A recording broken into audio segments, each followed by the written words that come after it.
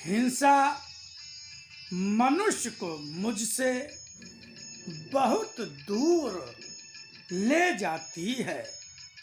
यह युग धीरे धीरे परिवर्तन की ओर बढ़ रहा है। यह परिवर्तन जब भी होता है, आंधी आती है, तूफान आता है, बाढ़ आती है, पल भर में सब कुछ बदल जाता है। रात में सब कुछ अंधकारमय हो जाता है, जीवन ठहर जाता है, सारे कार्य बंद हो जाते हैं। मगर जब सवेरा होता है, जीवन जैसा ही दिखाई देने लगता है। हलचल होती है, कहीं पक्षियों का कलरव, कहीं वृक्षों की हरियाली, फूलों की सुंदरता और सुगंध जीवन की गतिमयता और प्रसन्नता का नया ही आभास देते हैं। इसलिए युग जब परिवर्तन की ओर बढ़ ही रहा है, तब हर कुछ को उसी दृष्टि से देखो।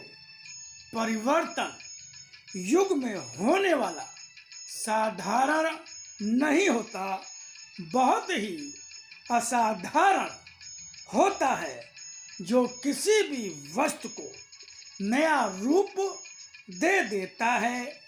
वह वस्तु होती है और वह वस्तु अपने बनाने वालों के हाथों ही, और वह वस्तु अपने बनाने वालों के हाथों ही तोड़ी मरोड़ी और जोड़ी जाती है। वह वस्तु तुम्हें वस्तु जैसी लगती है, इसलिए उसका मनमाना प्रयोग करते समय तुम्हें नहीं लगता कि कुछ नया हो रहा है। तुम भी मेरे लिए उसी प्रकार से एक वस्तु जैसे ही हो, जो मेरे द्वारा किसी रूप में तैयार होकर रूप लेता है। कोई खिलौना बिगड़ जाता है, तुम्हें खिलौने जैसा लगता है, इसलिए खोलकर बार बार ठीक करते हो। उस समय क्या कुछ विचित्र लगता है? मेरे लिए भी यह संसार एक खिलौने की दुकान जैसा ही है, जिसमें जब धीरे धीरे सभी खिलौने बिगड़ जाते हैं, दुकानदार ठीक कराने ले जाता है।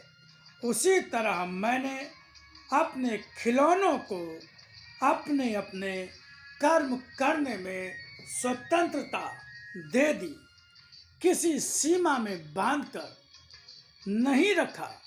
तब चारों ओर मनमानी होने लगी, और यह मनमानी अर्थात तुम्हारा कर्म स्वातंत्र संसार में अनेकों का कष्ट बन गया।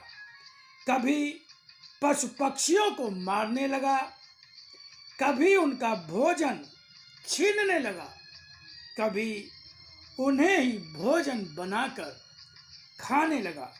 इतना ही नहीं, आगे बढ़कर अपने लालच ईर्ष्या वृत्ति को संतुष्ट करने के लिए कभी किसी का अधिकार, किसी की संपत्ति छीनी।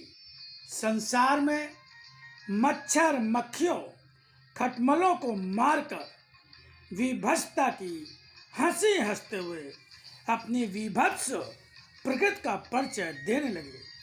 तुम्हें तो लगा कि तुमने केवल मच्छर मक्खियों खटमलों को मारा है, मगर मेरे निकट तुम्हारे और इनके बीच कोई भी अंतर नहीं है। इसलिए मैं तुम्हारे इस पाए कर्म स्वातंत्र को अपने अधिकारों के दुरुपयोग के रूप में मानकर दंड देता हूँ।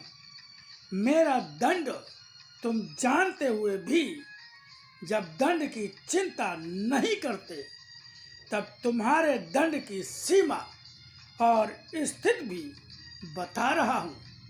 संसार में चारों ओर जिस तरह तुम अधिक अन्याय की सीमा में घिरे हुए हो, यह सारा जगत तुमसे अन्याय की सीमा में घिरा हुआ है।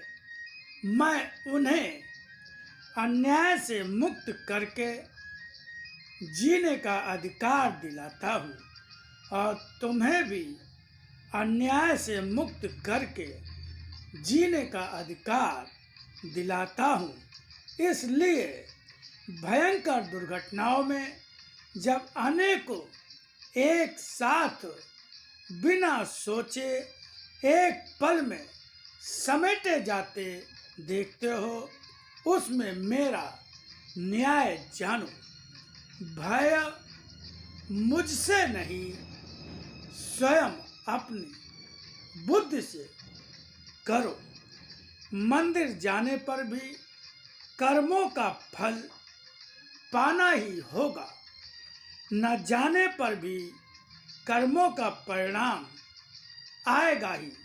अतः भय मुझसे नहीं, स्वयं अपनी बुद्धि से करो, जो भय का कारण दे देती है तुम्हारे कर्मों में। मैं दूर नहीं, हर क्षण साथ हूँ। सुंदर का सुंदरतम रूप हूँ मैं। संपूर्ण रूप में मानवता पर विश्वास करने वाले के लिए सुंदर फल हूँ मैं। मानवता पर आघात करने वाले हाथों का दंड ही हूँ मैं।